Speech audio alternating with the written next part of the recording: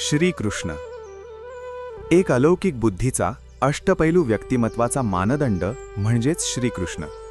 आपल्या प्रत्यक्ष वर्तनातून कृष्णाने आसक्ती आणि विरक्ती यांची सुंदर सांगड घातली। त्याने संपत्ती निर्माण केली आणि ती योग्य तऱ्हेने समाजात वाटली। ऐश्वर्याचा उपभोग घेतला, पण त्या ऐश्वर्याने त्याला कधीही बांधून ठेवले नाही। सत्ता आणि वैभव असूनही त्याच्या मनात अनासक्ती कायम राहिली। संपत्तीमुळे येणारा गर्व आणि अहंकार यापासून तो दूर राहिला। त्याचे समाजसेवेचे तत्व मानवजातीची समानता आणि बंधुता यांवर आधारलेले होते।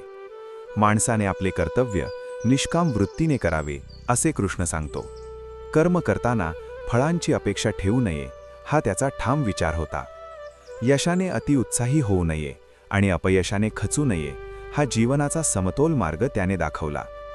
पांडवांसाठी कौरवांची वाटाघाटी करताना त्याने जगा आणि जगू द्या या तत्वाचा पुरस्कार केला। म्हणूनच श्रीकृष्ण केवळ देव नसून जीवन जगण्याची परिपूर्ण दिशा देणारा महान विचार आहे।